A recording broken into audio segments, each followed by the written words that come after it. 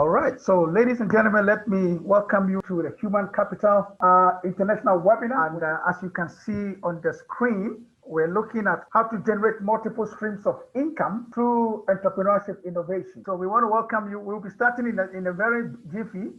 Give yourself a bit of time, grab your notebooks, grab your pen and pencil. If you want to take notes, this is a very, very important webinar that we are hosting today, and this is purely for entrepreneurs, people who really want to take their businesses to the next level. And I've seen a lot of participants online. My name is Emmanuel Dei-Tumi. I am the president of Human Capital International, and we want to welcome you once again. This is the Entrepreneurship Masterclass 101, and as you can see, we are looking at how to generate multiple streams of income through entrepreneurship innovation. And we have one singular objective, and our objective basically is to help us to provide practical guides on how to start, manage, and grow your business to generate extra income in the new normal. And today we are privileged to have two wonderful panelists who have been in the business of training and grooming entrepreneurs across the continent, who are going to be the facilitators for today's session. The first speaker is going to be my own brother. I tell him we are from the same father, but from different mothers, in Uganda. The executive director of Enterprise Uganda, my own brother and friend, Charles Ocici, who has tremendous experience in this space that we are talking about here. So because it's only a 2-hour session, I'm not going to go into the CVs that, just go online and Google Charles Ocici, and you'll be amazed the kind of work this gentleman has done across the continent.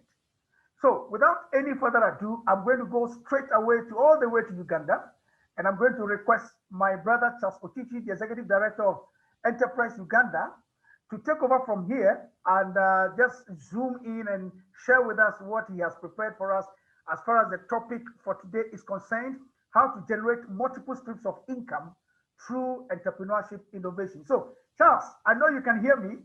Please unmute yourself and then just take us through Zoom for us and share with us. Yes, so please take over, Charles, and the participants are all yours now. Thank you so much. And I want to get my slides on. Can you allow me in? Yes, just go ahead and share. You have a panelist privileges, so please go ahead and share. Thank you so much, Emmanuel. You're very much welcome, Charles. And host disabled participant screen sharing. Why does it keep on saying it is disabled and yet you seem to have enabled? No. You are a host. You are a panelist. So just click on the sharing and then just open your slides and share. Yeah. Yeah.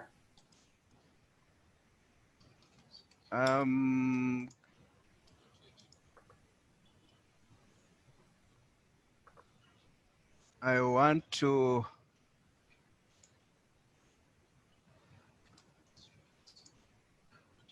Not yet enabled. I don't know why it keeps saying that. Host disabled. No. Okay. Hold on. Sharing. Okay. Go ahead. All right. Okay. Now let me do it again. All right. Go ahead, Charles. Fantastic. Now that's okay. Wonderful. Thank you so much to everyone who is participating in this webinar 101 under the auspices of Human Capital. And I'm so privileged and delighted to be part of this conversation. And the topic is something that I have lived with for quite a while, since I left university in 1986. So it's an area that I really believe in. We're going to look at entrepreneurship and innovation if you are going to look at multiple streams or sources of income. And I'm saying here that many of us could be having jobs, but I also want to touch on that one and say that the The traditional sources of jobs, as we know them, are downsizing across the board. No matter whether it's in Africa, in Europe, in America, the story is similar. Jobs are being shed in large numbers. It is therefore clear that having only one skill or relying on one source of income is getting extremely risky. Those were days and days gone by, and I don't think they'll return to this to us during our lifetime again. Because with the advent of technology and information era, one's age or longevity at a job are no longer as vital as they used to be. A young man can quickly skip so many steps and become your CEO. But equally, the people that we thought at 65 may not be relevant, they could actually be very relevant a little bit longer than we used to think before. In other words, in summary, the effect of the days of a safe and secure job are behind us. But the good news is this: it is no longer a shame to be seen to be hustling and doing a side business as a way of boosting your income. And especially during this period of COVID, nobody will ever say, you are a teacher, why are you making bricks to sell? You are a teacher, why are you trying to get into carpentry? We are now saying it is possible to do your teaching profession at the same time undertake a side income that comes from another type of a business. So I wanted to settle the aspect of wealth, and so that the participants will know that the issue of thinking that you have a cushy, wonderful salary with associated benefits and as such you are a wealthy person, it's a dream. Here is the picture. Salary is cash available for either consumption and or for consumption or investment. On its own, therefore, salary cannot expand in your hands. You may make savings, but it cannot expand in your hands. But as you keep on earning this salary that somebody has given you because of a contract, it gives you a false lifestyle, which lifestyle you pass over to your family. And then they think that, oh my, because I come from a family where daddy was of a certain caliber in terms of office title, I'm also entitled to that kind of a lifestyle, or indeed that kind of income.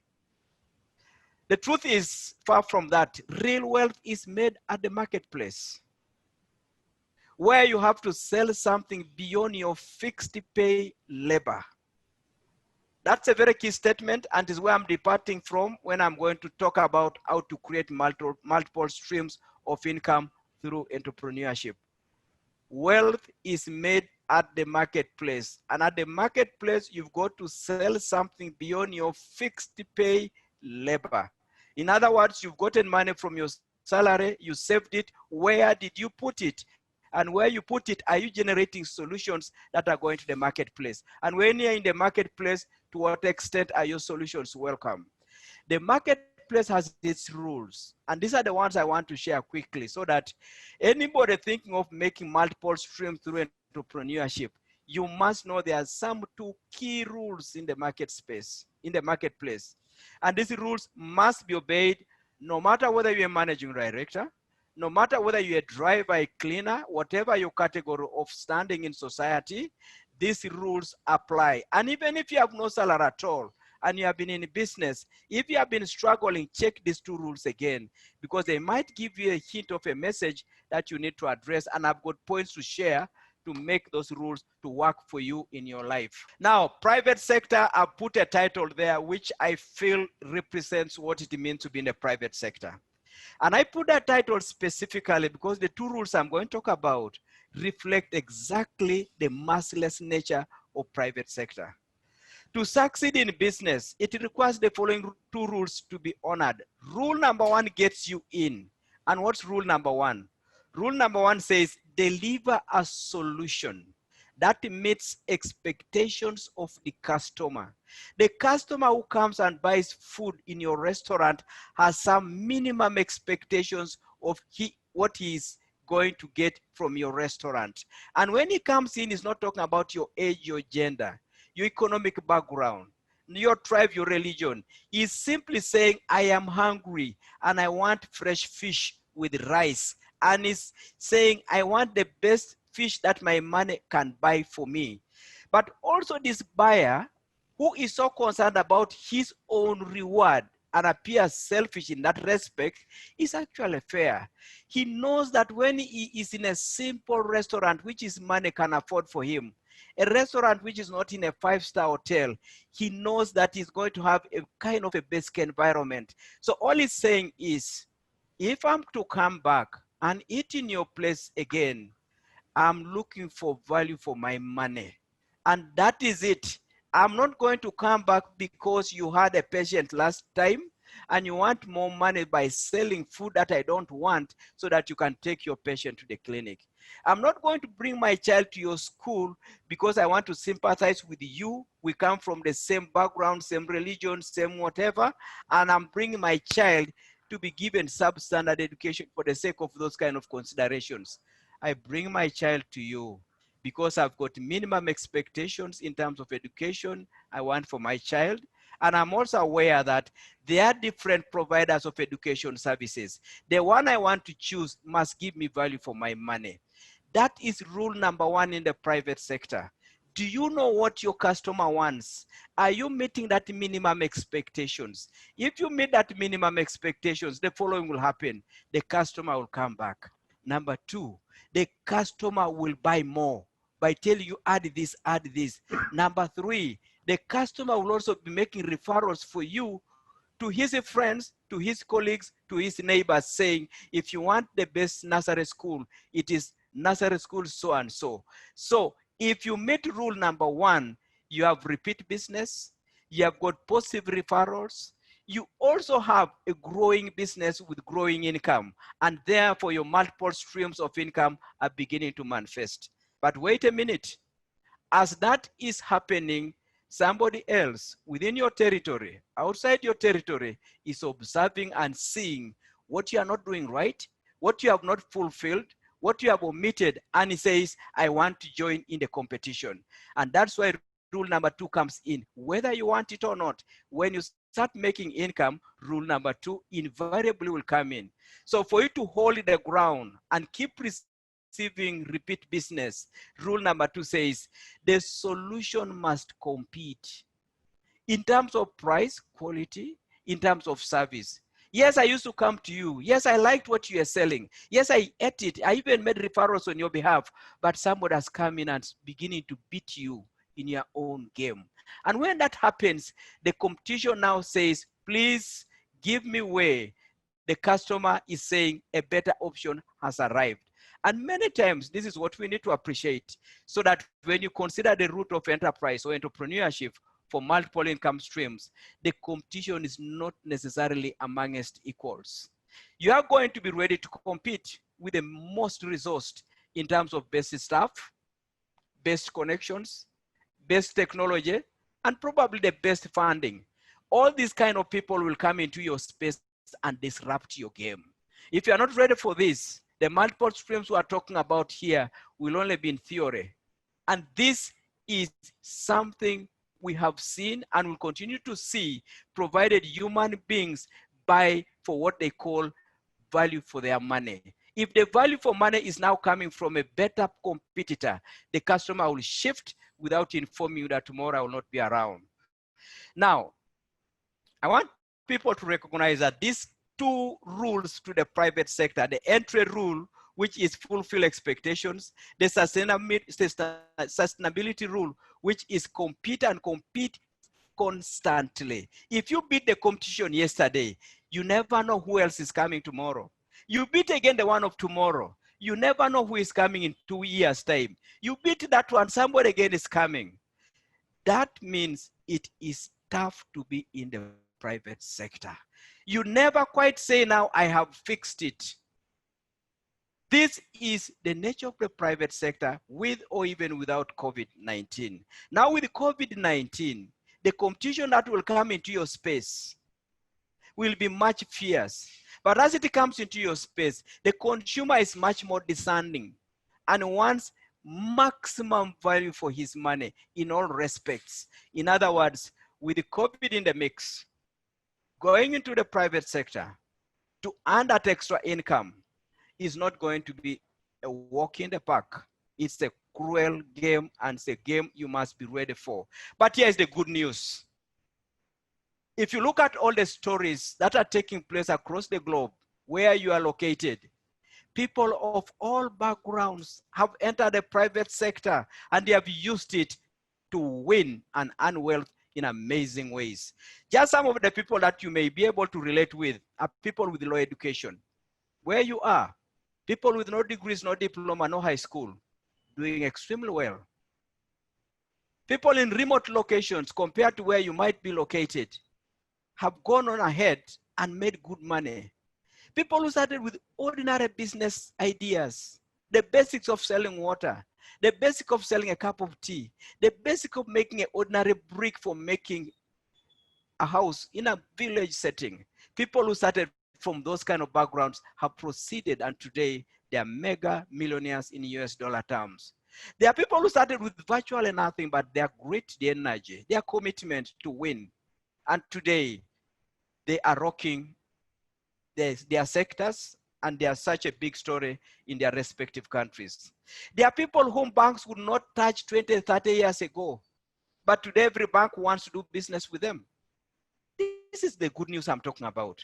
Widows, orphans, slum dwellers, young people, low-grade workers, the drivers, the cleaners, and other economically vulnerable groups. They have gone ahead, entered the private sector, cracked the game, and made good money. I am saying there is good news. This game can be done. The game I call the cruel game, which has got those two entry rules. The entry rule of meeting the minimum expectations. The second rule, which says compete non-stop. It is tough, but look at the kind of people that have gone in there with basically nothing to talk about them. But they have entered, stood their ground, secured their space, made decent income, and made a lot of wealth. Now, the common thing about all these people I've given as an example, I want you to appreciate is this. They have had to exhibit courage.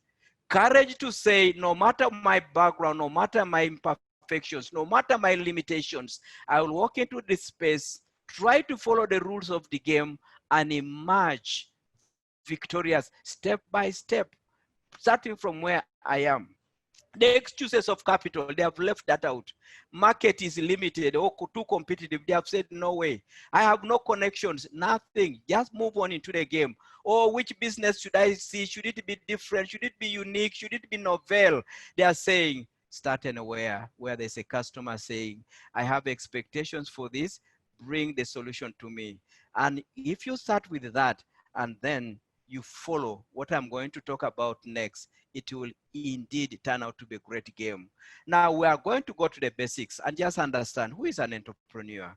Because we're saying it's going to be through entrepreneurship why I want you to make these multiple streams. I borrowed from the Harvard University definition. It goes like this. An entrepreneur is anyone, indeed anyone. Put your name there, put your neighbor's name there, put somebody without legs there, put somebody with one hand missing, anyone who creates a new business. And the new business is any, plain, normal, unique, any, or expands an existing one alone or in partnership with others, driven by a profit motive. And that's key to note, because you could deliver a good food in a market, but when we calculate the price at which you sold and the cost of delivering that food to the market, you made losses. You don't belong in the sector of entrepreneurship. You must be driven by profit motive and then use available resources. Almost like saying, this is the story of Adamu. Adamu was dropped in the forest. No clothes, no accommodation, no food cooked for him on day one. He sorted out everything on his own. Our God knows the way we are. We are created almost by nature to be entrepreneurs. Let me unpack that definition and come to very basic aspects of that definition. The first part of that definition says you must take action to start a business if you are going to become an entrepreneur. Remember, we also said the business doesn't have to be special, unique, whatever. It must meet minimum expectations of the buyer. Did you take that action? If you didn't, the driver has done it and he has started the game. If you didn't, the cleaner has done it and has started the game. Before you know it, the cleaner is owning a restaurant, a hotel, and a chain of hotels, and the person has taken off. Where did it begin? The very first baby step of getting out there, take action to sell a solution that meets minimum expectations. Now, if you do that and the person has said, this is beautiful, I love it, do you know what happens? The person who was happy with what you sold yesterday will tell another person, will come again, and that takes you to the second part of the definition of entrepreneurship. You must be ready to take actions to keep expanding, because we're making referrals for you. Because we're coming back and saying, please add me also now breakfast. I was taking lunch only the other day. Take more actions. If you keep taking more actions and fulfill these happy customers, you are riding a beautiful game in the arena of entrepreneurship. But also you must be taking actions to ensure that you generate a profit. I already made that point, and it's very clear. No matter how much you sell and people love, to what extent will it make you to have enough resources tomorrow to repeat that game? Using the profit that you got, but also using the profit to expand. It therefore means that the last part of the definition is saying, start and keep expanding using available resources.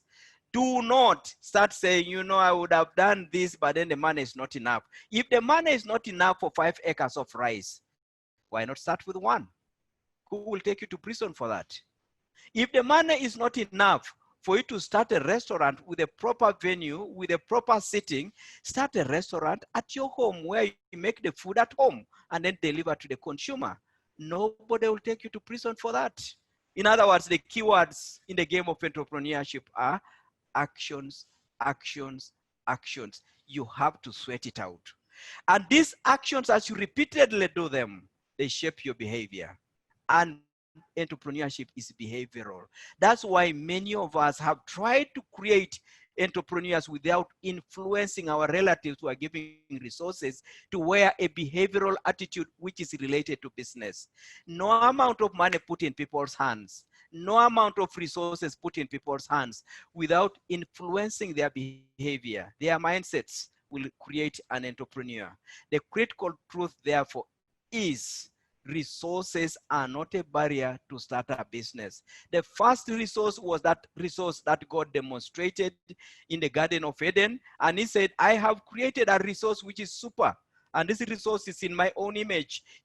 You are sufficient to go and take on the game. Now, when entrepreneurship is done well, and is following all the things I've just mentioned above, entrepreneurship becomes what I love to call an equalizer. Equalizer in terms of opportunities. You didn't go to the medical school, but through entrepreneurship, you can actually own a hospital that will hire doctors, nurses, midwives to come and work in that hospital under your own ownership. It is an equalizer because somebody who no bank would never have wanted to touch will be saying, no, you started as an orphan. What you are doing is making you look attractive. We want to give you resources. Ask and we shall give them to you because you've demonstrated through your track record. Entrepreneurship is not just an equalizer of opportunities. It is also a differentiator of results. In other words, if there are 2 people in the same game, and then the other one brings in sharp entrepreneurial skills that cover the 3 aspects or the 4 aspects of the definition, that person is going to generate better results as compared to another engineer, same qualifications, same university, but did not introduce entrepreneurship into the space. The one who went ahead and introduced entrepreneurship will be making far bigger results, far bigger impact because he took the path of entrepreneurship. And may I also say this, you don't need necessarily to have resigned from your full-time job to have an entrepreneurial enterprise or an engagement in business. So it pays at this time for me to quickly say, you seem to be painting a picture of a certain mindset. And yes, indeed, I'm taking that direction. The mindset traits of a correct entrepreneurial attitude, as defined above, include some of the following. The first one that I want to talk about, and you will be able to confirm these summaries of an enduring entrepreneurial mindset. If you checked any business person that you know wherever you are located and listening to us, you'll find that these elements are integral to these people's lifestyle, to their behavior, and to the way they look at life. Number one, attitude, aspect of people who go into business and win, they are independent oriented. They take 100% responsibility for what will happen to them. So they will be saying, I am a driver, no problem. I'm going to take a decision and get started in my business without waiting for my boss in the office to give me clearance. 100% responsibility also means that no excuses of any kind are accepted, and there's no waiting. Number two, entrepreneurs are self-believers. They walk into a space, they move into a town, they move into a given area, and we have seen this a lot from our Asian friends who have come from the Asian continent and they have come to Africa. They come and they walk into a place where they have never known a single language in the area. Zero. But they will say, I'll go right there and start from there. They believe that they are the number one capital. And because they are the number one capital, like the sword of Adam, they know they are sufficient to get started using that number one capital. Number three, entrepreneurs know that the ups and downs are going to come. And because you are the one in charge of your game, you are going to be ready for these ups and downs and take them as a basis for acquiring the kind of seasoning that you need to remain right there and walking the path of enterprise. Number four is courage, because when I talk what I'm talking about here now, and you're a professor in a university, and then the next day you are trying to start a simple restaurant within the premises of the university, so many people, including your colleagues, will come around asking, what's wrong with you, professor? How can you do that? How can you be going to check for money of equivalent to just $5 from a plate of food? And you are quarreling over this kind of a thing. It is demeaning the profession or the title of professor. But the moment you have got the courage and you know that, you know what?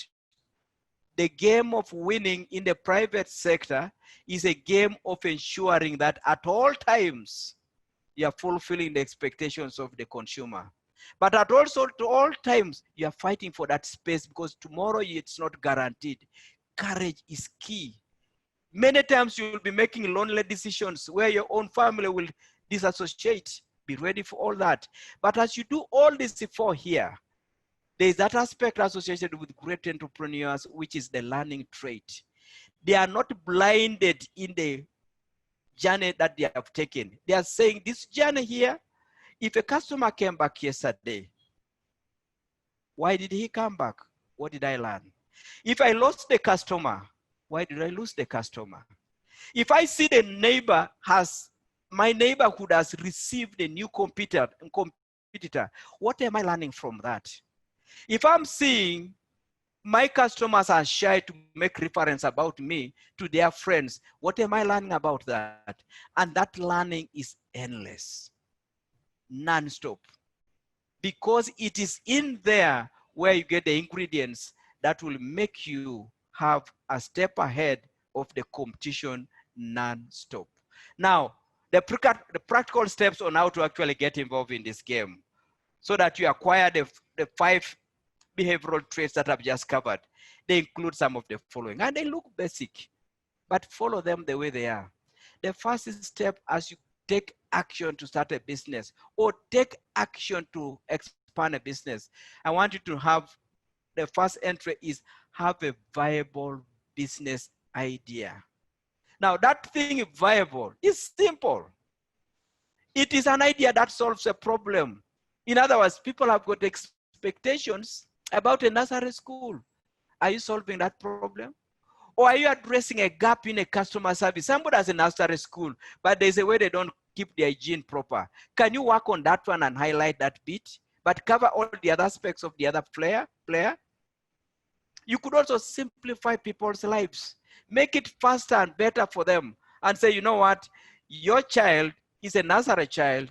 I know you do not have time to come and pick the child until 5 o'clock in the afternoon. We have got a nursery where they will be sleeping and waiting for you. Please do not bother. You simply 5 people's lives and you have got a space to go in. It could be an idea which enhances an existing solution. The existing solution was stopping somewhere, but somebody says, can't I innovate, improve, add, so long as I make a profit? If you do that first part there, you have a viable business idea. But here's the other thing that you must never forget. Never go and pick an idea which we sometimes call a pie in the sky. So good, so beautiful. Can you implement it? If you cannot, look at bullet number 2. It says, the idea must be within your means to execute so that a customer will say, thank you. I've loved what you've sold. Here's the money for you, without you having to wait for anybody. Should you have an idea that tends to say you have got to wait for a bank loan, drop it, start with something basic, get going. If you think you are going to get an idea, but you wanted to start with 1,000 chicken, then you discover that, oh, buying the chicks, doing the house, getting the vaccinations, getting the feeds, I will not be able to keep these chicks from a day-old chick to a chick of 8 weeks ready for the market. Because of that, reduce the number. Go for 300. Anybody wants to laugh at you, let them laugh. That's not the game of entrepreneurship. Entrepreneurs know that your business must result in you selling a solution rather than starting a house, reaching a ring beam, and it remains unfinished for 5 years, 7 years. You over-designed it. You could have started with something basic. Within 6 months, people are sleeping in that place. For 2 years, earn that income. After that, raise the thing down and come up with something that represents the income now you have built. There should be no reason to delay starting a business idea which is viable.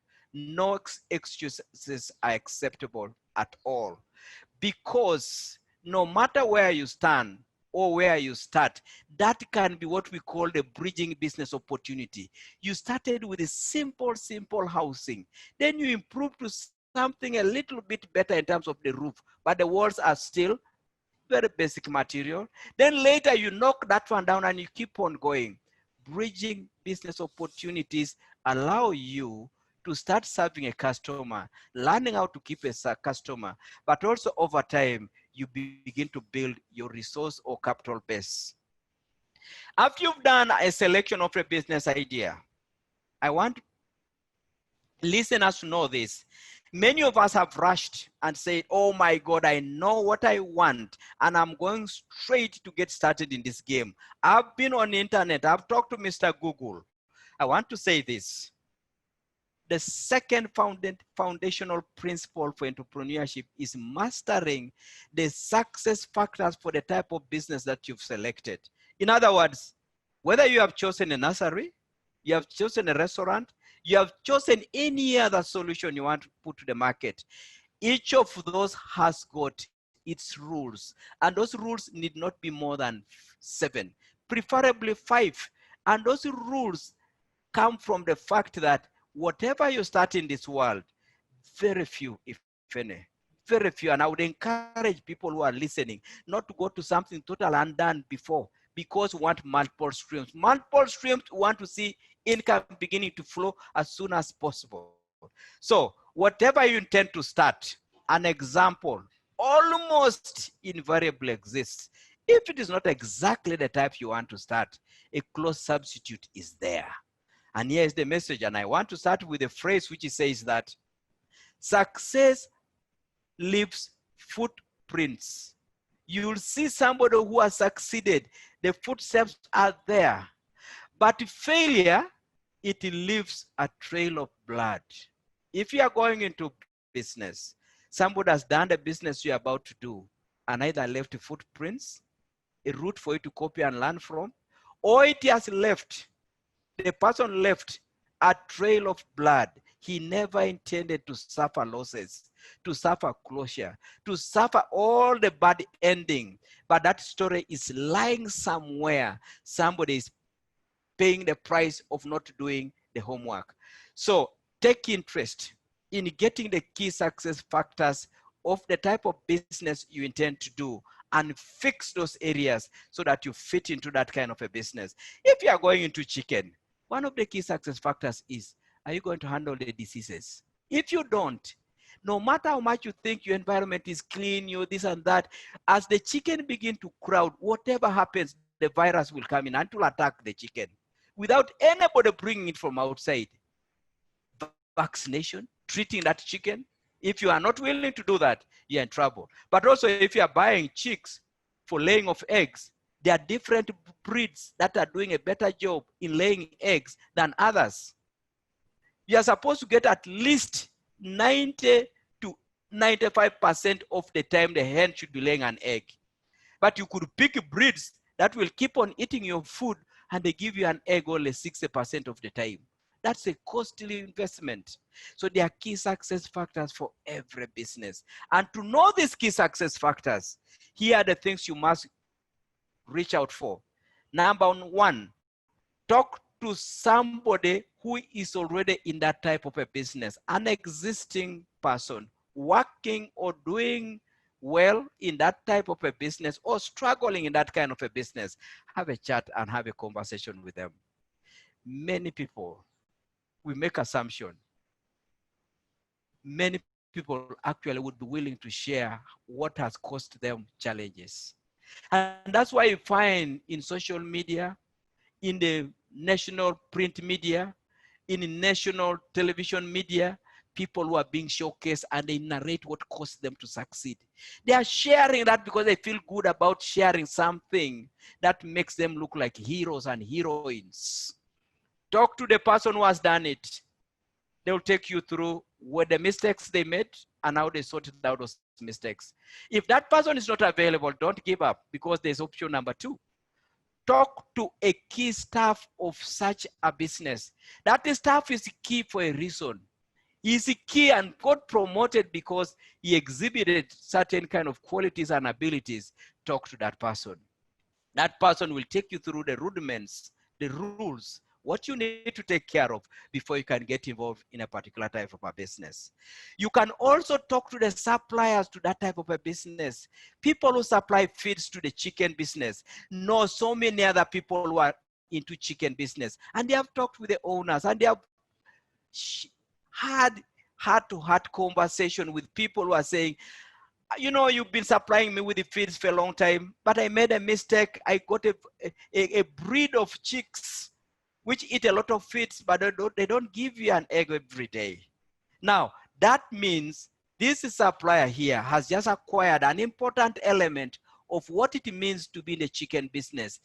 As you talk to him to supply your feeds, this is the person who will also be giving you the trade secrets that other people he has supplied before have used to their own success. You can also choose to talk to experts of that sector. And when I talk about experts, experts must have a track record. You can't call yourself an expert when you can't point me to the people that have succeeded because of your expert advice. Now, if you point them to me, I'm so reassured. So there are people almost in every undertaking that we want to do. We need to reach them.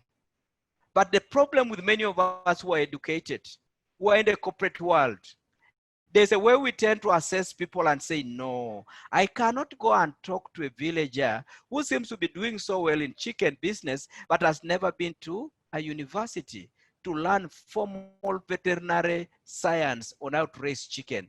That person has applied skills that have been acquired over the years, and they have made the person to create a solution the market is buying.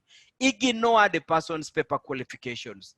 Appreciate the person's ability to meet the expectations of the market. But then finally, once you have seen all these things, you have talked to people who have been in the game, and you seem to be now beginning to enjoy the game, seek to innovate and be different beyond what you've learned.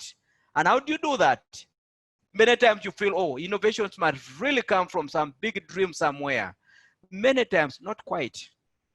It's a matter of borrowing best practices from other sectors. And I've given examples here. Aviation industry is known for timekeeping, whether it's in Africa, whether it's in Latin America, whether it's in Europe, whether it's in wherever, a plane must leave on time. That is something you could borrow for your business and say, I'm going to make sure that I'm going to the restaurant business. And when I give you a promise on how long your meal will be ready, count on me. If it is 11 minutes, it's 11 minutes. And I would want to start seeing this kind of a thing happening in Africa, where we begin to talk about figures in terms of time, but not these clean figures of 30 minutes, 1 hour, 1.5 hours, 2 hours. Why don't we say, you know what, your meal will be ready in 14 minutes. Your meal will be ready in 17 minutes. It speaks volumes about who you are. The other thing you could innovate on is borrowing from the banking industry. Banks will never close a branch without balancing their books. No matter how many customers they got that day, the day's transactions must balance before you close the bank. No matter what was the issue, the day, whether you had whatever the challenges, before you open the bank the next day, yesterday's books must be balanced. It's just as given as that. And if you look at the people they use, ordinary people that we also borrow and use or employ to do our own other businesses. If you look at the medical industry, a doctor will look at symptoms that look like malaria. But before he can go ahead and give you malarial treatment, he still says, go for a test. Ability to appreciate and connect with the exact need of the customer in the medical industry, very fundamental. And that is in their own education, in their own vocation. It's something they have been taught to always abide by. Borrow that one to always get it right with your customers. How do you figure out exactly what your customer wants? Borrow again from the hotel industry. Hotel industry is about hygiene. You go to the urinals where men are always wetting the floor of the urinals. In the hotel setting, every other 2 minutes, somebody is coming to clean that floor and ticking that paper in the urinal saying that I've been here 15 minutes ago and I've checked. You could borrow that and innovate and be different from your neighborhood. Hygiene in hotels means put on apron. You could borrow that one and get your people to wear apron and probably even hand gloves. Simple, practical, but makes you totally different.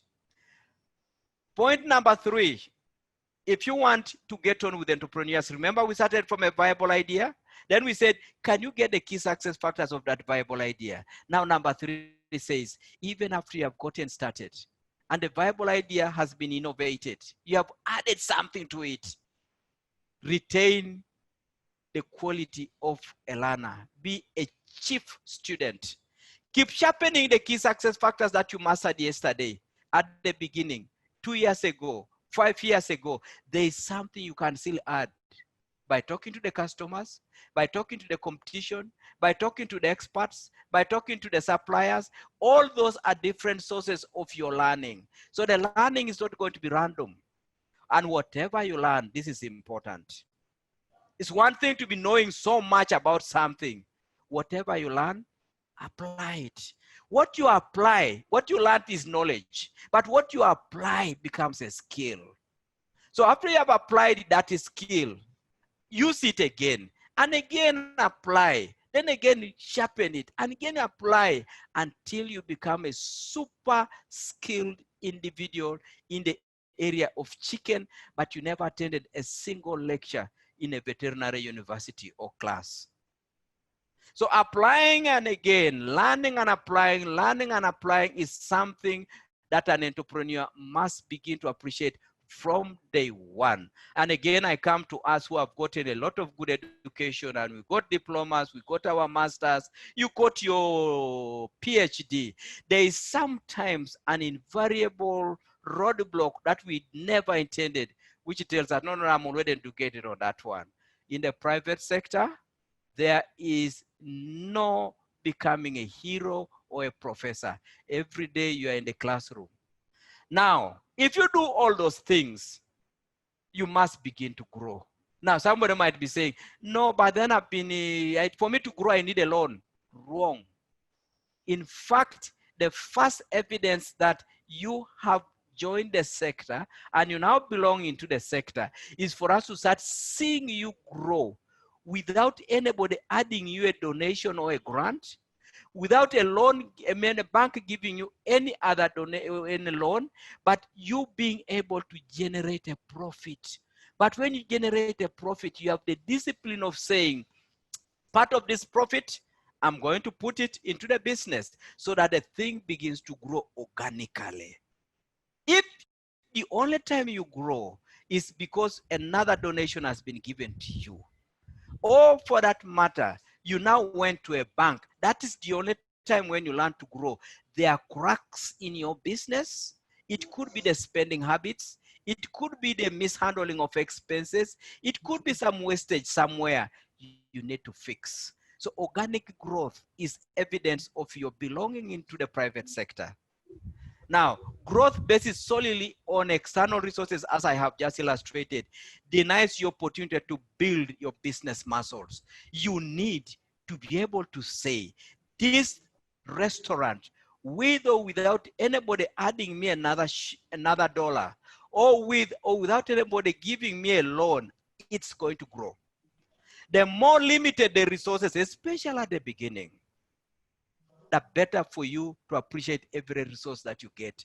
Many of us have had an easy beginning because you just lifted money from your salary, you lifted money from your salary advance, and because you're kind of having this good time, you are wasteful at the very beginning. You need to get that trait of ensuring that there's mileage in every dollar, every investment that you make in your business. You need to preserve capital. The money that you had yesterday, what was the figure? $50,000. Then you made a profit in the course of that day of $2,000. First preserve the $50,000. If you have whatever expenses, whatever challenges, the $50,000 must be intact. But then on the 2,000 profits that you made, at least 50% of that must go back to get organic growth.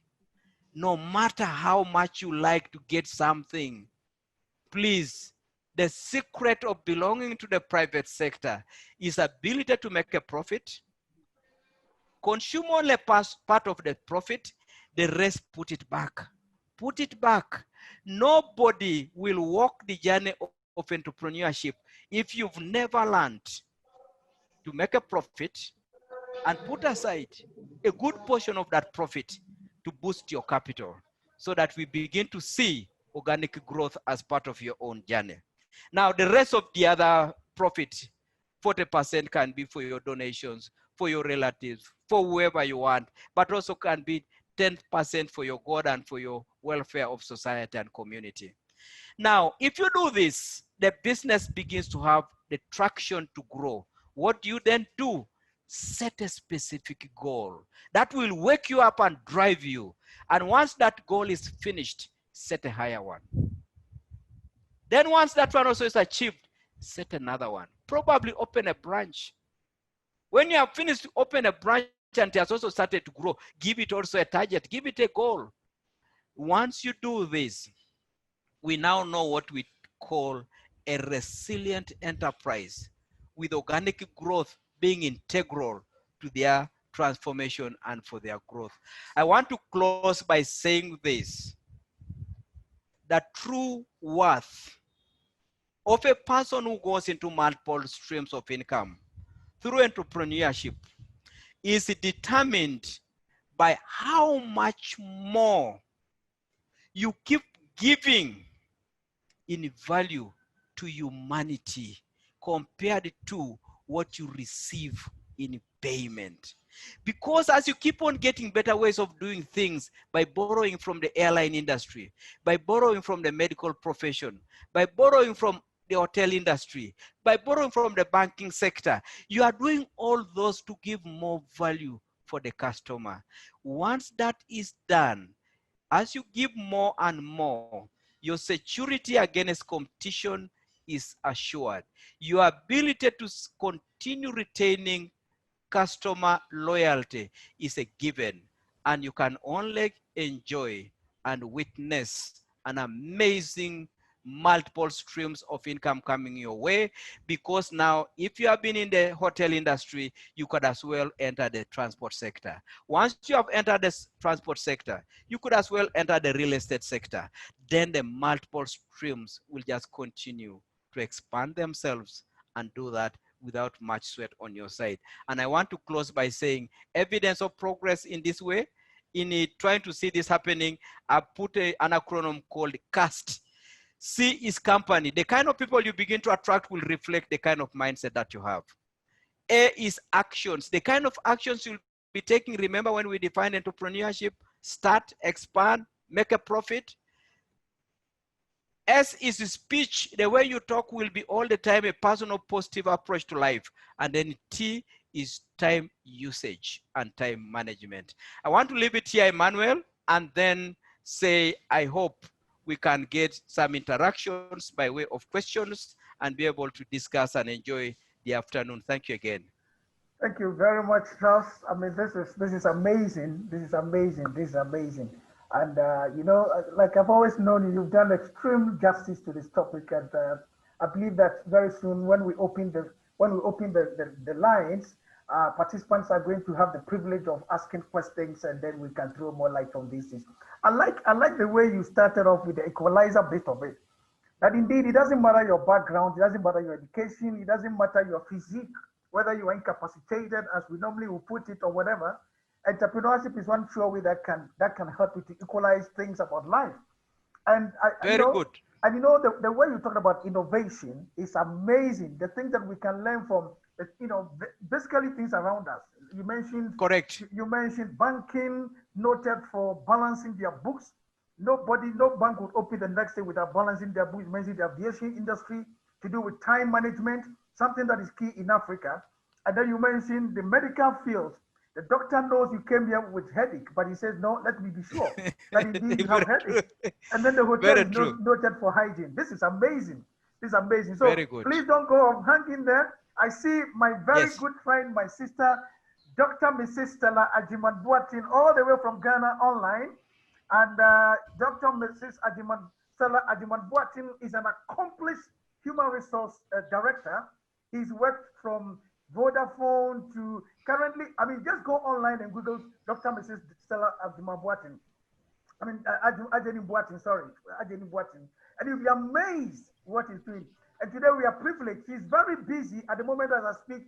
He's right in the middle of another meeting, but he's come online to share with us something unique about talent and leading people as far as entrepreneurship is concerned. All right, so thank you. Thank you very much. So please, the floor is yours, and you know, you can use the screen if you want. Okay, let me now and just go ahead and share with us your thoughts. Yeah, thank you very much, Emmanuel, and thank you, the earlier speaker, as well as all the participants, listeners. I'm very excited to be here. Just as Emmanuel said, I couldn't join you, you know, from the beginning. I know I've missed a lot from that powerful, you know, speaker. I heard just bits and pieces, and I realized that it was really powerful because I'm in another program, and I had to step out just to come and join you. And so I will just be snappy about, you know, what I want to say. Unfortunately, I'm not able to share my slides. Where I am, I think that there are a few network challenges. Okay. So I thought that I would just, you know, run through, and then maybe in the course of time after the program, I can let Emmanuel have that and share with participants. So I just want to talk about how we are going to manage our resources and our people as part of the new normal, especially if you want to be an accomplished entrepreneur and a leader, as we have said. Because indeed, you cannot build a business where you are mismanaging your resources, including your people. It is the people who will deliver the results for you. It is the people who will churn out, you know, all the products. And it is the people who will keep your customers in there for you. And so if you do not have the skill of managing your people and your resources, especially in this, what we call the new normal, where, you know, talents are just in limited, you know, the supply of talent is not matching the demand. And indeed, the resources are not, you know, so available. What are you going to do to step out there and be better than the others to make sure that you are really taking the lead, being the leader and not the follower. And so I said that let us just have a quick, look around the new normal, as we say. Indeed, today, all the traditional assumptions that we had about, working patterns, policies, our processes, our procedures, most of them have, gone out of the defined traditional limits and space that we knew. Today, the new normal has brought in its steer the re-engineered considerations for managing all the resources and the people, as we say. Now you cannot use most of the traditional way that we had managed things, manage our businesses to still run and be successful. But indeed, when we talk about the new normal, basically what it is indeed trying to accept the fact that there are new and other ways of doing things, acceptable ways of relating to people. There are new working concepts, there are new working tools, there are new protocols that we have to follow, and there are new choices that we have to make as entrepreneurs. There are new mandates that we have to live by, and so there are new strategies that we have to adopt. All of us as entrepreneurs today, if we want to still be in that space, you need to re-engineer your strategies, and you need to have even a new mental psyche to contain the situation that we find ourselves. And so what is so good about this? A lot of people are complaining, people are crying, businesses are not doing well, etc.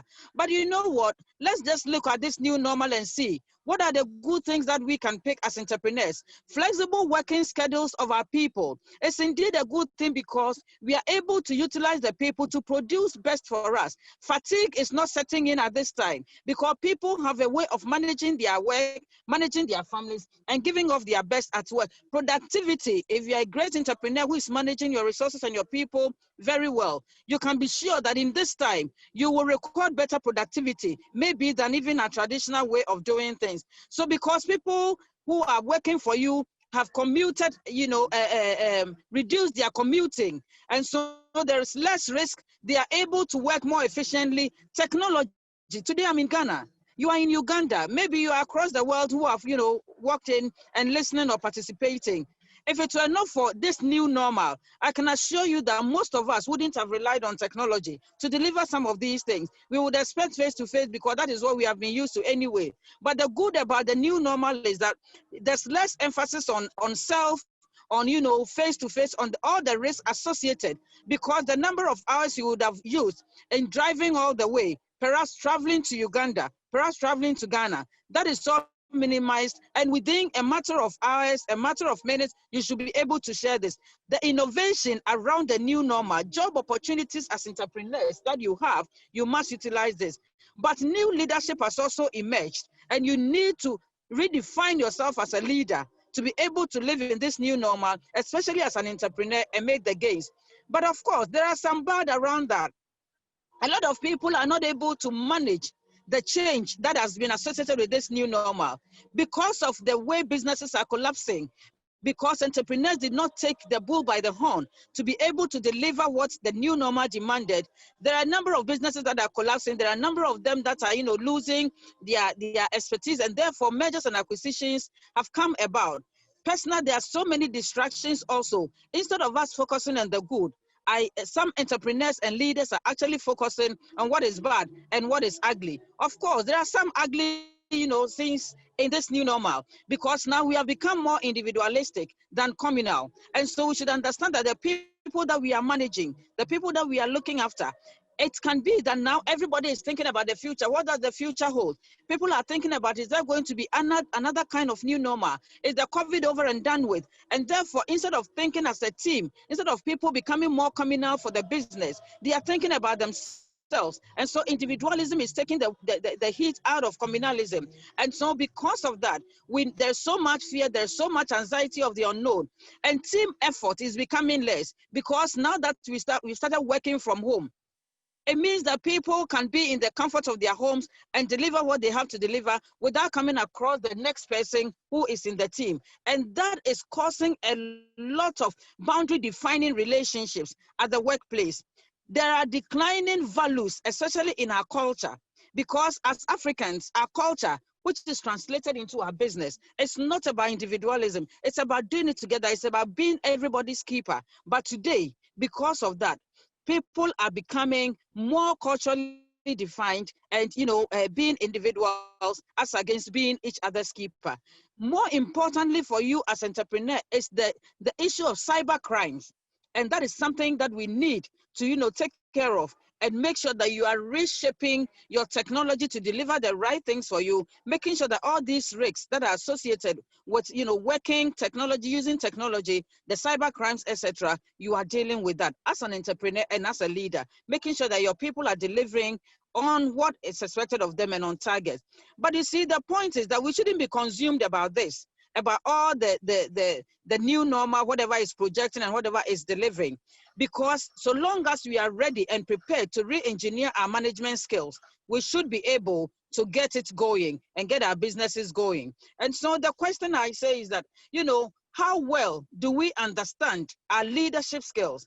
How well can we be situated as situational leaders instead of what we have been used to, instead of how we have, our leadership style has run our business over the years. Today, we might not be able to lead that business with that same kind of leadership skill. And so these are some of the things that we need to do.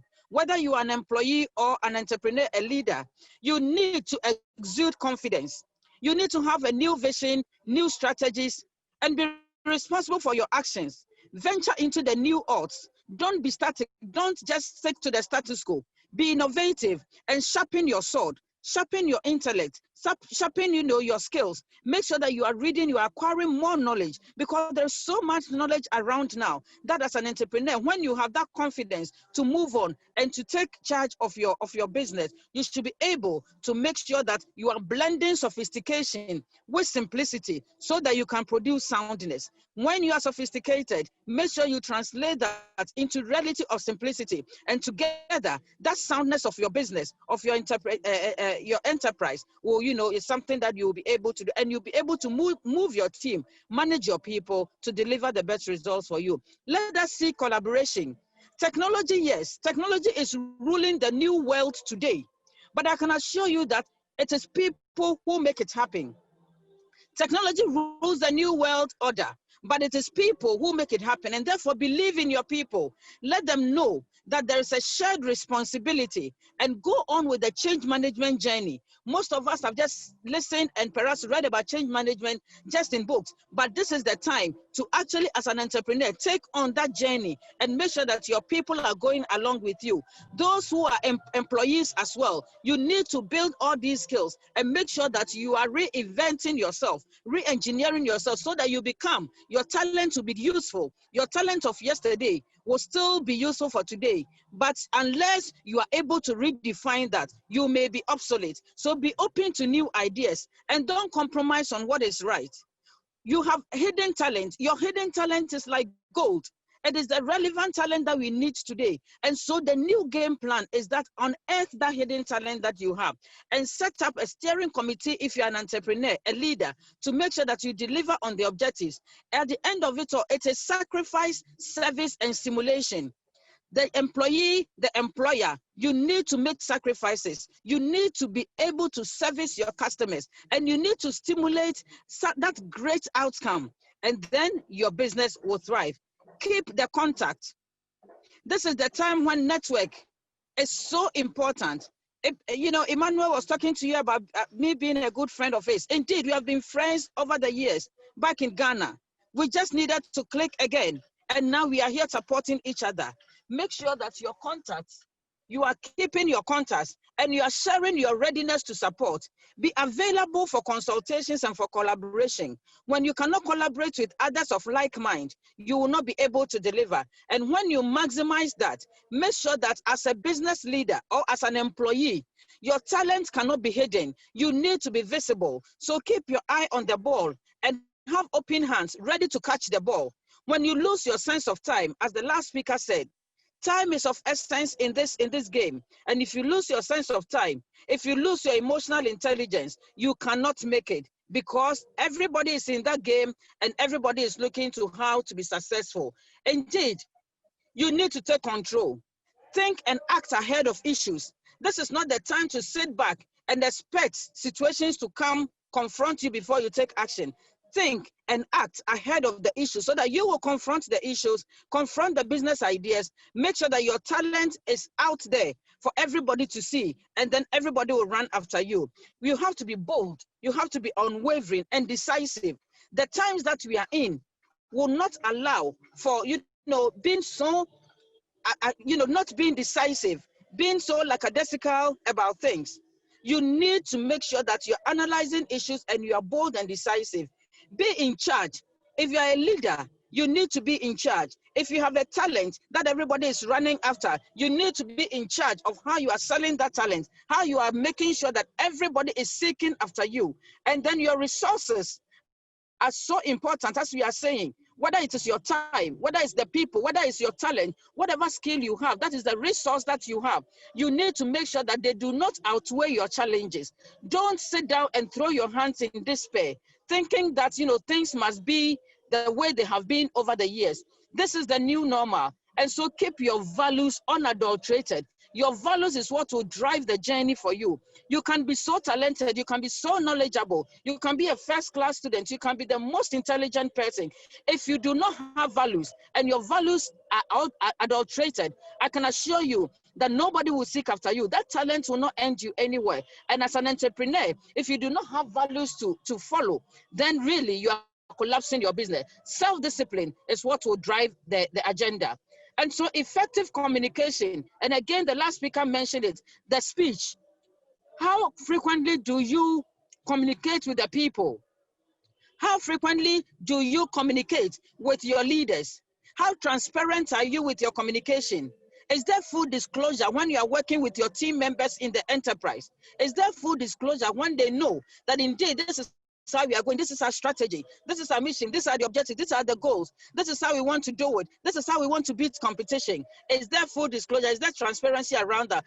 How timely do you communicate? And is there clarity around what you say? Or there's always that ambiguity and people are not able to get you, and therefore managing the people becomes an issue for you. You need to be concise. And remember that in communication, one size doesn't fit all. So seek diverse views and make sure that you are communicating with the view to satisfy all your stakeholders and your audience. Because when you are a skillful communicator, your verbal communication, your written communication, and your body language will all show effectiveness in delivering that communication. And again, you need to know how to deal with conflicts. If you are an entrepreneur, if you are a talent, if you are somebody that people are seeking after, you need to know how to deal with conflict, because conflicts are everyday occurrence. And so you need to manage your expectation. You cannot get it all. And every day we are learning. Every day we are being honest with ourselves to make sure that you recognize the resources that are allocated to you, whether by divine providence or by what you have learned or by what you have done on the job, what others have shared with you. Make sure that you are taking risk. But whilst you take the risk, always have the alternative in mind, that assuming the risk can go any way, but whichever way it goes, let me still stand as a business person, let me still stand with my talents and my skills. And so when you have the alternatives, you weigh, and then you are able to take the risk with the full assurance that assuming it doesn't go the way that it should have gone, you still have an alternative, you still have a backup. And so corporate governance is important. If you're an entrepreneur who does not respect corporate governance, your business cannot thrive. If you are somebody who is so talented, who is such a key person in the team, but you do not respect corporate governance, you might find yourself in trouble. Avoid procrastination. This is the time to take decisions, because if you do not, somebody else will go ahead of you. But in all this, sometimes you need to seek introspection, seek some stillness, have a revitalized personality. Think through, what is it that I need to do again? What is it that I have to do to make sure that my business will thrive? What is it that I need to do to ensure that I keep my talent always fresh and, people wanting to go after it? Because remember that it is the new normal.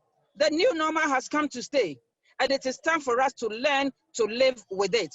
When we are able to take some of these things on board, and we are able to know and understand that indeed we need to stay with the new normal, we are going to learn how to live with it. And I can assure you that our businesses will be successful, our talents will be sought after, and together our productivity levels will increase, and all will be well with us. I mean, for the short period that I have, I think this is what I will leave with you. And I believe that this will be some tips that can help all of us to deliver and to win in the game that is ahead of us. Thank you very much.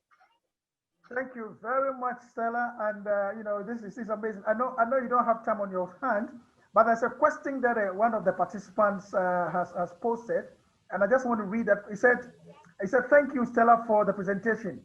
COVID-19 has robbed businesses of their core sources of revenue. What can an entrepreneur then do to keep talent in a company?" That's for you, Stella. And then Charles, there's a question for you. He said, what will you recommend? What is your recommended time frame to jump out of the business if you try and it seems not to be making a profit? Also, in a continent that allows cheap Chinese goods, what would be the competitive advantage, say, for someone making sandals? So maybe Stella, you can, since you are not, time is on your hands, you can take yours first, and then maybe Charles will take the second question. All right, thank you. So I think what I will say is that in today's world, especially with COVID-19, talent or loyalty is a scarce commodity. And therefore, as an entrepreneur, you need to find the ways of knowing what your talent really need. What are the things that I can do to make sure that I'm keeping my talent? First of all, is that you need to strategize to engage your people. And employee engagement requires a lot of strategies. It requires that you become transparent, and it requires that you ensure that the people understand the strategy and the journey and where you want to go. It also means that you need to be effective with your communication. You need to be very open, and I said full disclosure. Let your talents also know that you really recognize their efforts. You need to put all these together. Make sure that diverse ways of looking after them, because they all have their uniqueness. Know what the market is providing so that you can provide something that has a premium that will make sure that you're actually delivering for the talent that you have, so that you can hold them. Make sure that there is visibility and you are giving them the challenges that they need. A lot of young people today, yes, cash is important, but their career progression is also so key to them. And so make sure that they have a clear view, a clear visible view of what their career will be like with you. And those are some of the things you can do to get them to stay with you. Thank you. So Charles, maybe you can take your question, and then maybe after you, then Stella can give us a concluding bye-bye before she goes. So Charles, if you can do yours quickly, so that I think you got a question, Charles. Your mic, yes. Okay, right, I've unmuted. Yeah, my question is from Paul. It says, how long can I run with the losses? Really, when can I cut my losses? My first answer to that is, check what is happening in your business which is making losses, and try to compare whether other people who went to a similar engagement had a similar run. If it is a standard practice in that sector that it takes that long to convert from losses to profitability, unless somebody has got maybe amazing capital or had some venues already in place, then if it is the practice within the sector, first and foremost, then you are not wrong. There's nothing you can do about the longevity of the losses. The next thing then you do is establish the volume of the money that you are going to be bleeding and the losses you are going to be incurring. Once you do that, you ask yourself, to what extent can I shoulder this? Is it something I can manage? And if you are going to manage, what is the impact of those losses to your partners, not least the person giving you maybe the premises, the suppliers who are giving you resources, the person who is giving you premises. If you think you can converse with these people and they can move with you, then you can carry the losses until you reach that break-even point. Should you find, however, that it is impossible for you to get partners tolerating you for a longer period, it is time to cut those losses and get out of that business. There's no magic in what you are going to do when your workers cannot continue with you, when the accommodation cannot be available for you, but also before you give up, you go back to the last word I talked about under key success factors, innovation. What are the innovative things you are going to do to try and either cut down the costs or get cheaper HR, or try to serve your customers in such a manner that you are more cost efficient? So innovation is one thing that gives you room all the time, all the time. So you ask yourself, is there somebody who went through this before? How did they manage to get out of it? If they did, is what they did something you could replicate? Because as I said, it is rare that whatever circumstances one may go through or what one may be experiencing, you will be the first. So try to look out for solutions that others may have used in the past to get that thing sorted out. But also look at your resources to see how long you can carry the pain of losses eating into your capital and you continue waiting for profits. Question number 2 is, Chinese have come into the continent, and the Chinese are so ferocious. They look at anything that people want to consume and they want to give it at the lowest possible price. I give people the same answer. Ask yourself, if you want to make sandals, is there another person in Ghana, wherever you are, who has gone into sandals and has managed to compete the Chinese? If there is such a person, it already gives you a clue.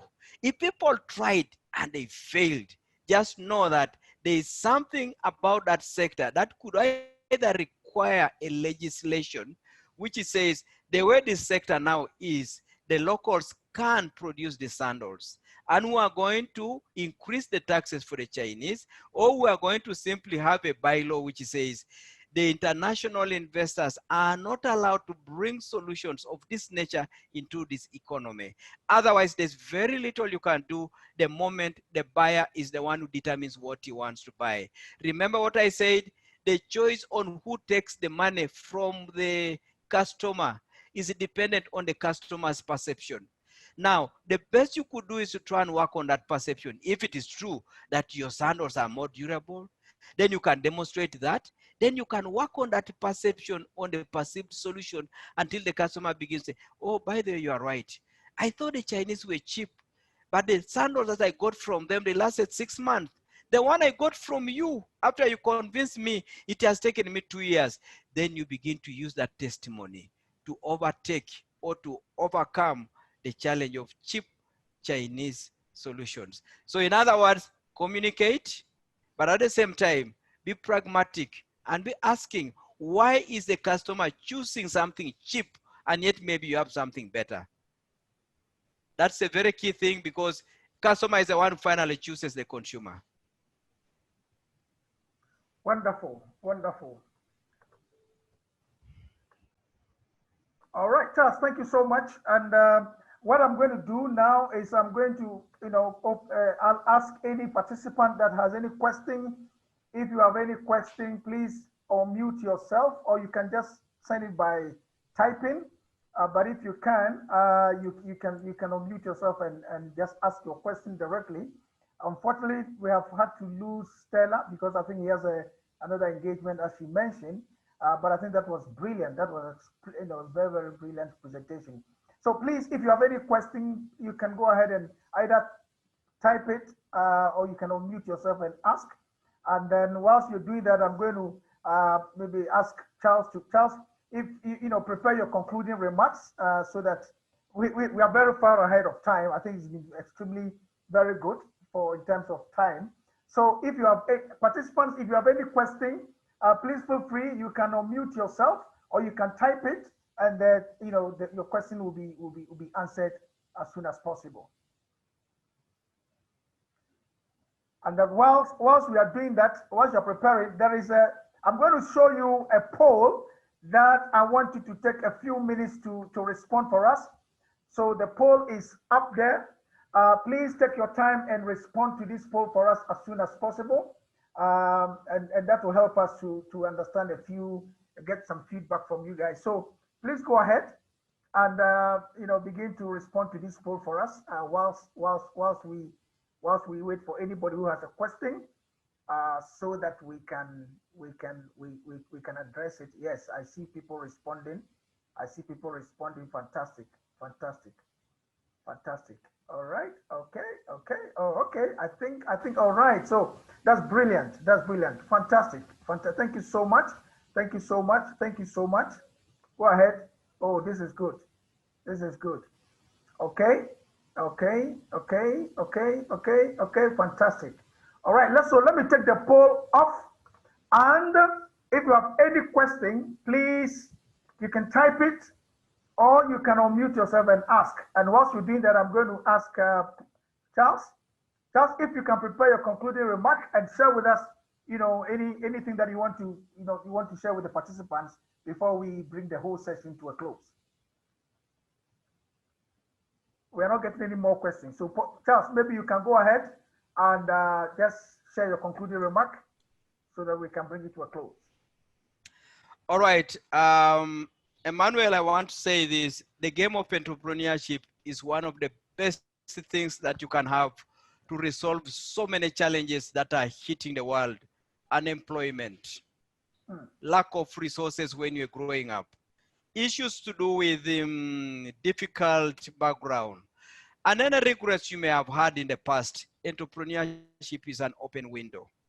But being an open window, it therefore comes with a very high price. And that price comes from the way you program your mind to recognize the fact that entrepreneurship is what we call the deep economic waters solution. In other words, if you wanted somebody to go into swimming, they should start from shallow waters.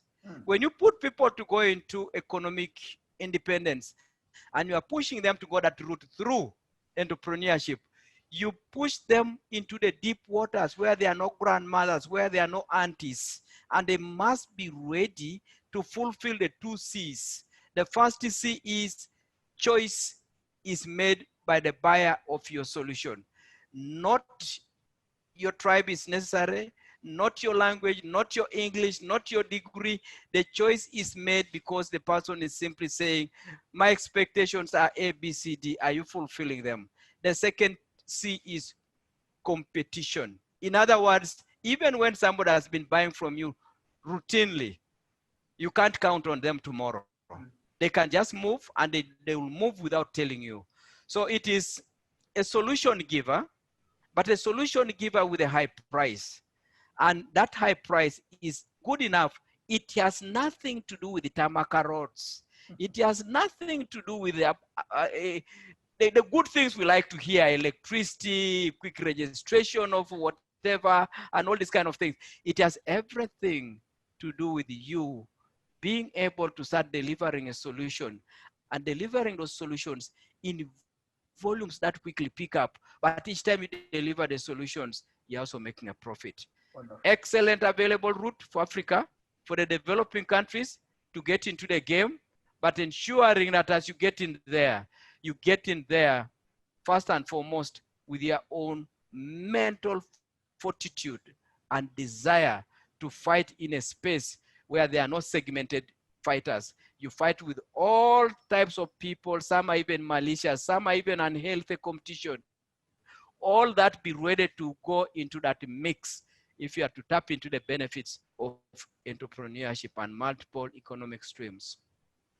Wonderful, wonderful. Paul, Charles, there's one last question that somebody, anonymous attendee, has given. He said you talked about enduring traits of an entrepreneur. Resilience is one of them.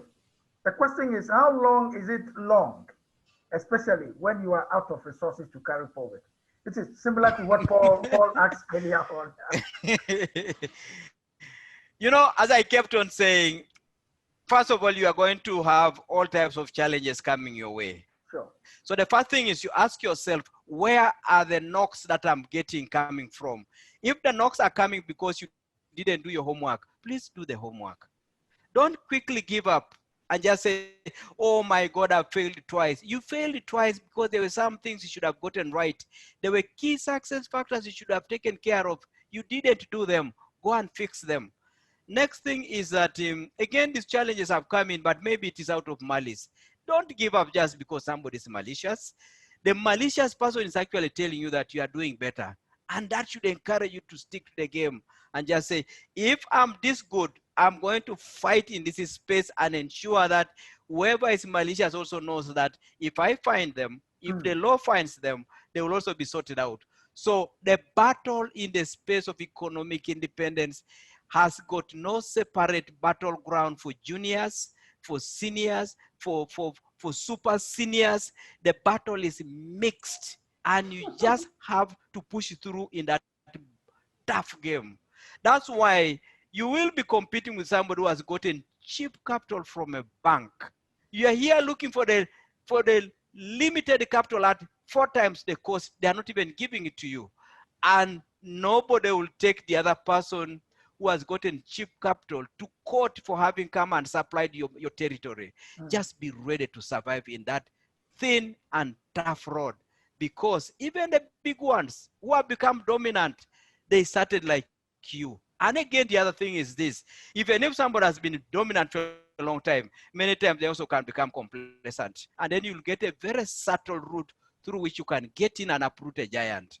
So let no moment at all cross your mind of saying, I think this is not meant for me, because we have just seen the challenges even in the places of employment. Even without COVID, the office politics, the conflicts that you get in there, unbelievable.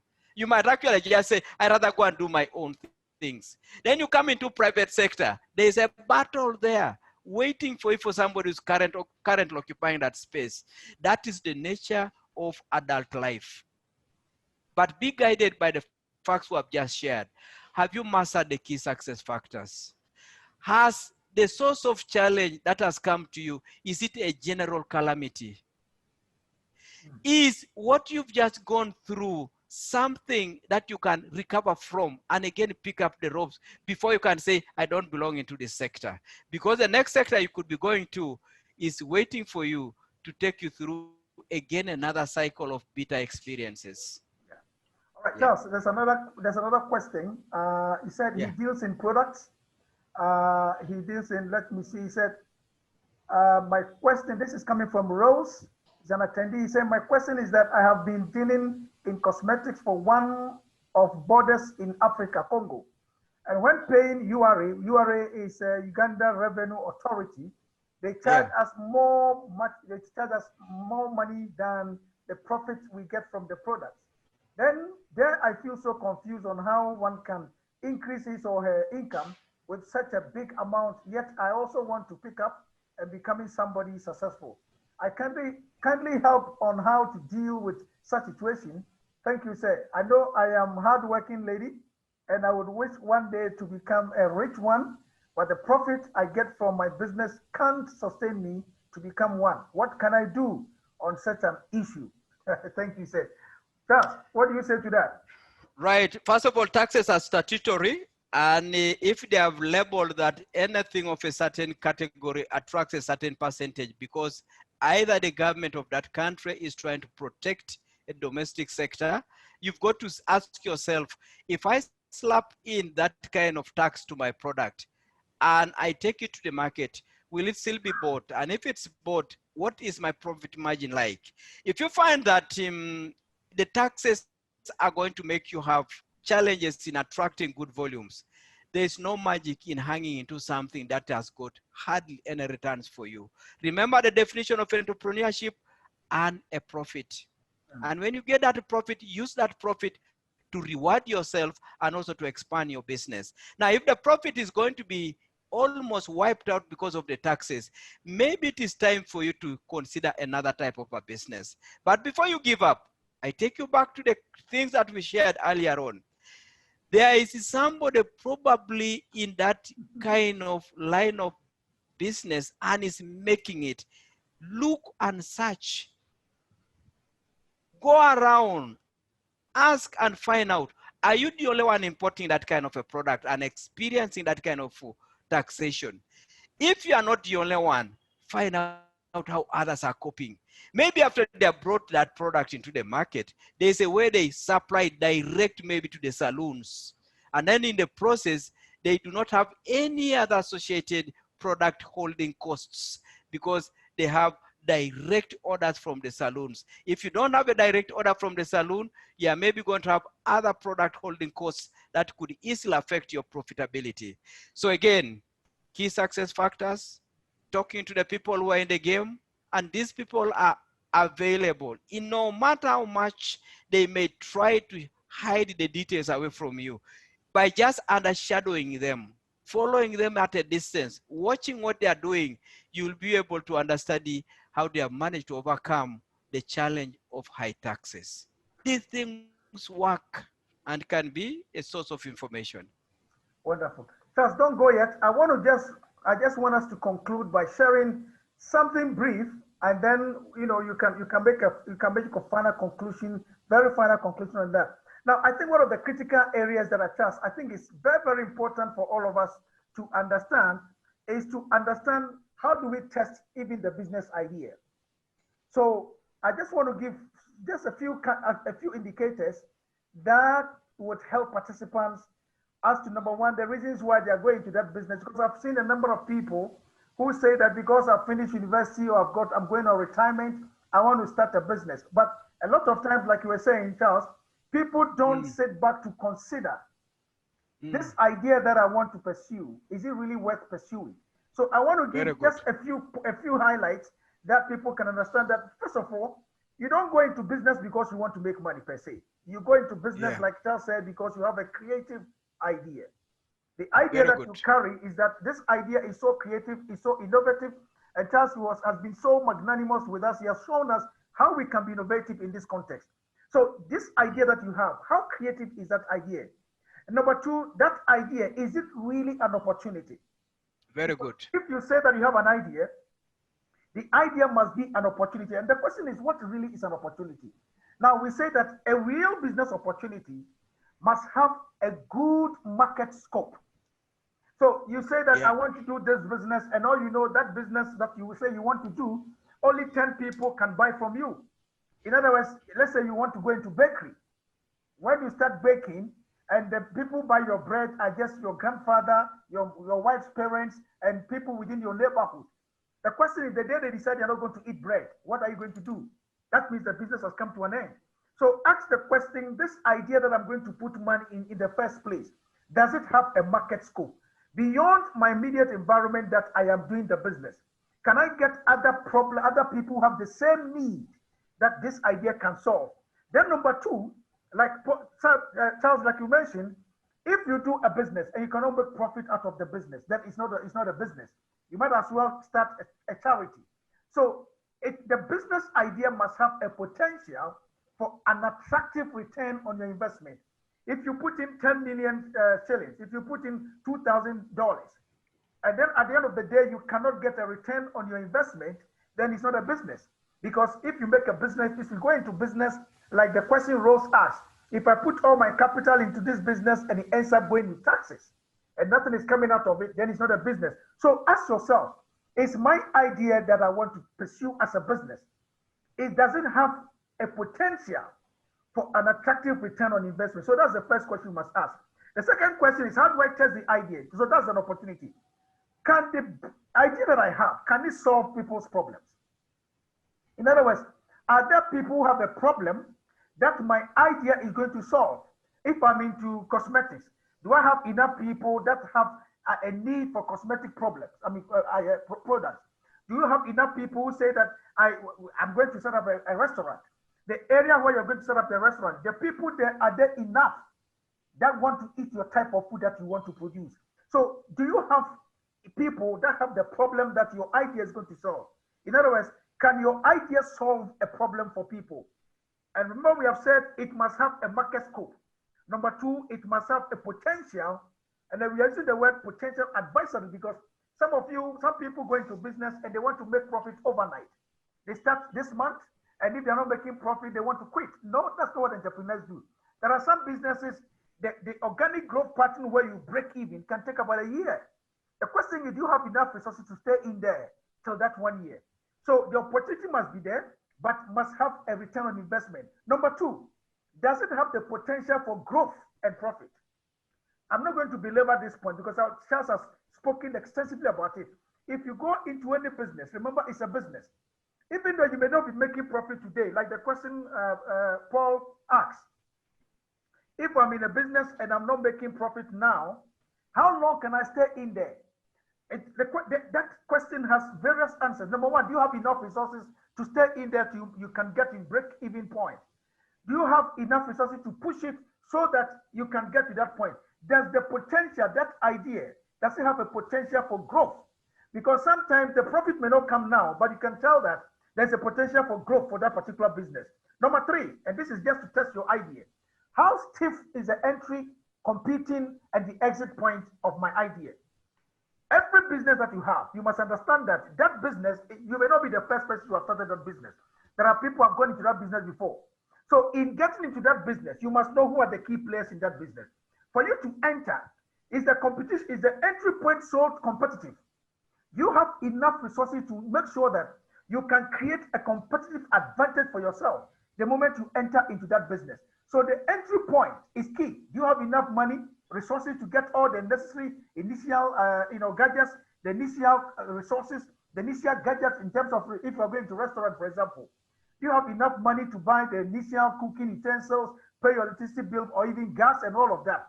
Then when you start, for you to promote the business and strengthen your brand, it's going to take a bit of money, resources. You have that. Now, so in the event that you have tried all of it and it's not working, what is the exit cost? For example, if you have bought the utensils, you have bought all those things, and now you want to go out of restaurant business, how much are you going to get out of it if you want to sell the utensils that you have bought or that you bought for the business? So you must count the exit cost before you start putting money into that business. Number four, do you have a great passion for that opportunity? Because for you to do business and to succeed in that business, you must have a great passion for that business. So if you are going into business and the passion is not there, when you get into the darker moment, when you get into the point where like COVID, resources are not coming in, profit is not coming in, can you stay in there and continue to do what you got to do to the point where now you get to a point where you can start making profit in that extent? So it's very, very important. And number five, can it give you a competitive advantage? If you are going into any business, in any particular market, that you don't have the resources to create a competitive advantage for yourself, for that idea, you might want to consider again before you put money in there. Because otherwise, remember, like Charles said, the customer who is buying from you today, there's no guarantee that that customer is going to come back to you tomorrow. So if you cannot create a competitive advantage that will enable you to keep the customer for as long as you can keep him, bearing the fact that all your other competitors are producing almost the same product, but there's something unique about you. If you cannot create that competitive advantage, think again before you go into that business. Number six, is it easy to implement? If your idea is such that you cannot implement it, but you're going to have to rely on so many other people before the business can take off, then you must think about it, because then the entry point becomes so expensive. So think about the idea. For example, you are not an IT person, and yet you want to enter into an IT business. The question is, if you're not an IT person, but you want to go into an IT business, do you have enough resources to start implementing that business? Otherwise, you realize that the entry point is going to be so expensive for you. Whereas if you want to go into restaurant business, for example, and you don't even have money to open a big restaurant, you can start from home. Just like what Charles said. When I started my business, the first business I started was a shoe shine board. How does it cost to start a shoe shining? I had to get a box. I had to buy the polish, and then the brush. The next resources was my head or my hand. And I carried it on my head or my hand, moved from house to house, office to office, and started doing that business. From there, I moved on to another business. So is it easy for you to start implementing that business? Somebody says, I want to sell a car. Yes, you may want to sell a car, but it's not easy to want to buy the first car and sell. But if perhaps you started by selling catapult or by selling lorry tie, then you can implement that from the scratch and then build on that to go and sell, to go into your car business. So ask the question, the idea that you have, is it easy to implement? And the seventh question you must always ask yourself, is it against the norms and values of the community where you are starting the business? You want to start a restaurant business, but that restaurant business, your key meat is pork. and you are starting this business in a community full of Muslims, when you know that Muslims don't eat pork. So the location of the business right from the start is a no-go area. It's a non-starter. So obviously you can go and open a restaurant there, but because you are eating a staple meat that is not consumed by your potential customers within that community, the siting of that business becomes a problem. So make sure your idea is tested against the norms and the values of the location of that particular business. If you go and start a business in anywhere that the people don't subscribe to that business, you don't have a customer there. If you don't have a customer, then you don't have a business in that context. The last point which you must test your business off, does it conform to the laws and regulations of the country? If the country's laws does not allow you to start that business, don't force yourself and put money in that business because it will not work. If government says that you cannot operate this type of business in this country, and you say that because I have the money, I have the idea, I want to start, I guarantee you it's not going to work. So I want to end on this, and I'm going to ask Charles to come in, but I want to start off by asking to help you to say that before you start any business, either you are now preparing to start a business, either you are preparing to go on retirement, and you want to go into start a business. There are 4 critical questions you must ask before you start. Otherwise, you might end up losing money. The first question is it, what am I passionate about and makes me happy all the time? Listen, a business is an idea. An idea is a solution, and a solution is an opportunity.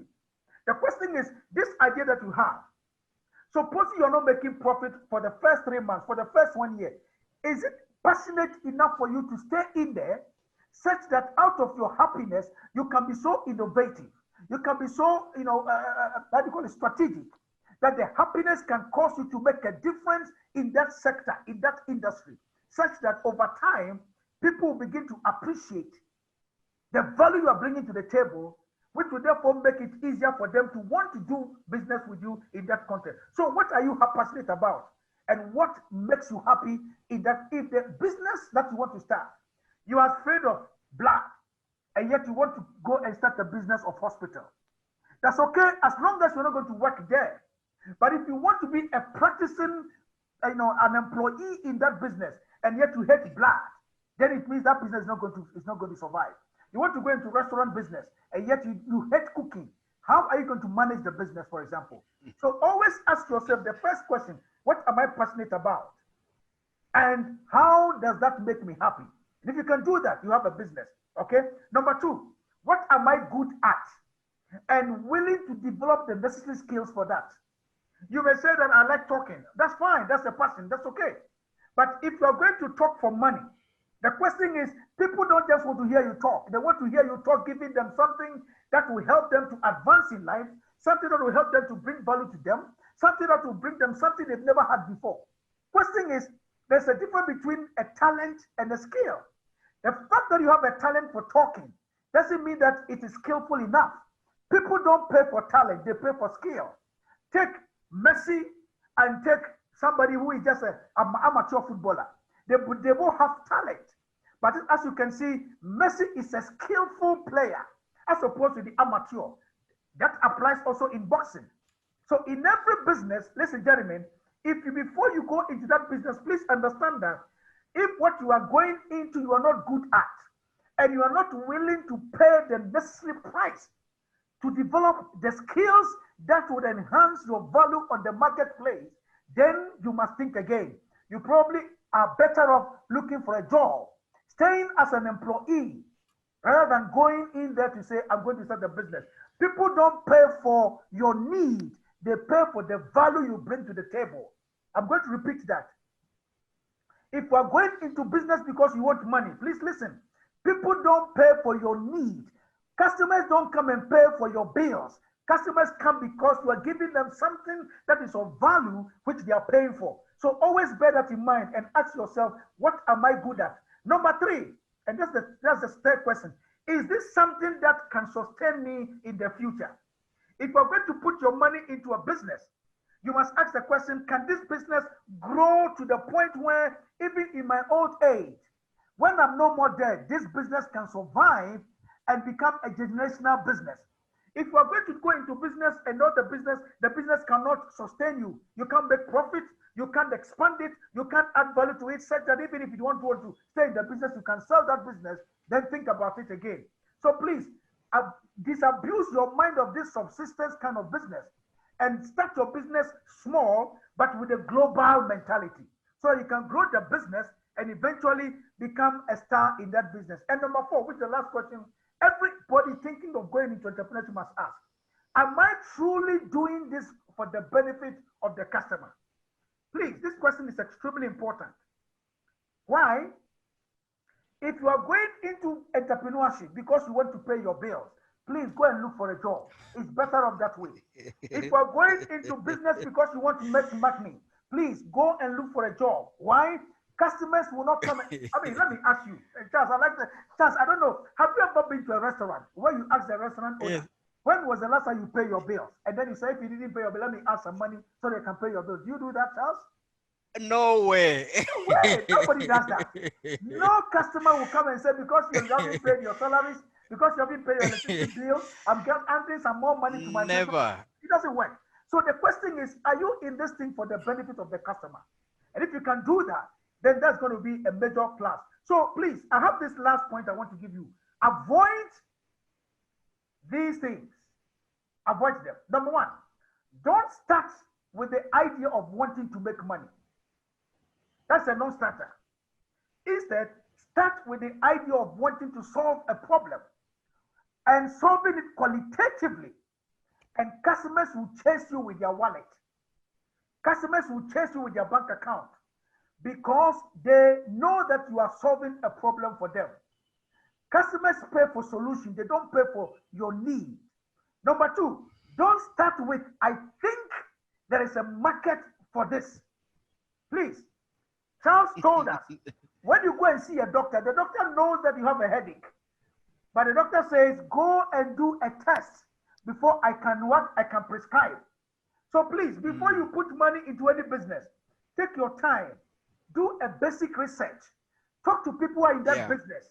What have they done? What are the problems they are facing? And you'll be sure that you clear a lot of cloud of the atmosphere covering your business head. And your road to becoming a great entrepreneur becomes smooth. And finally, don't start with, I have seen other people succeed in it. That is a wrong starter. Because somebody has succeeded in it doesn't mean you succeed. Because you don't know the internal dynamics, whether it's the management of his staff, whether it's the way he leads his people, whether it's his cash flow management, whether it's the relationship between him and his bank or financiers or investors, you don't know. So please, before you start a business, I'm pleading with you, this seminar is so vital, is to help you to avoid the leakages that people have in their businesses. Don't start with, I've seen other people succeed. The best you can do, go to those people, talk to them, and ask them questions, and that will help you. That will help you to know how to start your business. So Charles, let me give you the opportunity to make your final conclusion, your final remarks, and then we can take it. I think there's another question that has just come in, and then maybe Charles, you can. Okay, I think that's about it. It's the same question. All right, so Charles, make your final conclusion, and then we can bring this seminar to a close. I think what you've just added, Emmanuel, is a grounding of the conversation in a very practical and easy to take away manner. You can't take away passion. This is a game that you are going to go into, and you determine the volume, you determine the pace, you determine the achievement. If it doesn't connect with your inner convictions, the win is against your face as you go into the game of entrepreneurship. So you have put it so well. And I also liked another thing that, Emmanuel, you just put in here. This thing of saying, I'm talented in this, I'm talented in this. People are saying, where is the solution I want to buy? The skill, the skill, the skill. Convert that talent into solutions. You are good at speaking, then what? What are you going to be talking about? Because opening your mouth to talk is not the solution we're looking for. We want, by the time you finish speaking, we are moved and we're going to take action. Exactly. So that was a very, very fundamental observation there. And many of us imagine that just because you are gifted, you are talented somewhere, it's done and dusted. It is just one of those starting points. You can say, I'm passionate about this, now go and start the sweating. And I think what a beautiful set of questions as well, the closing questions, and saying, the last one was really crowning the message again. Whatever I'm doing, ultimately, the person who keeps you in business, the person who promotes you, the person who can dismiss you is the customer. Is whatever you are doing for the benefit of the customer. No matter the kind of whatever you may be having as your reservations about a particular person, that is the person carrying the money that you need to make your business sustainable.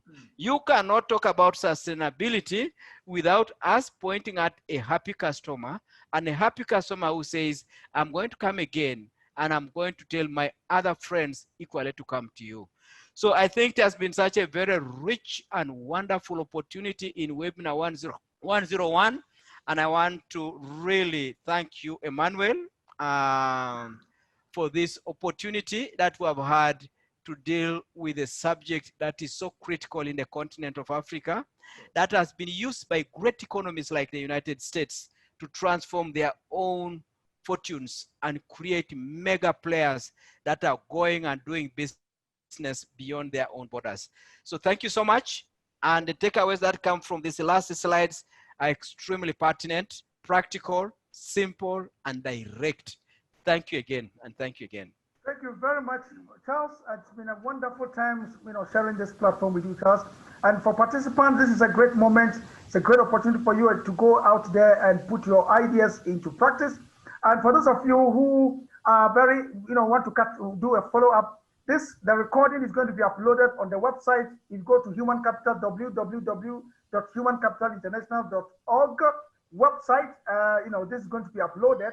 And please keep your dials open, because September is going to be a month of webinars. We're going to be looking at talent development. We're going to be looking at how to put your CV together for the young people who want to go into the employment market.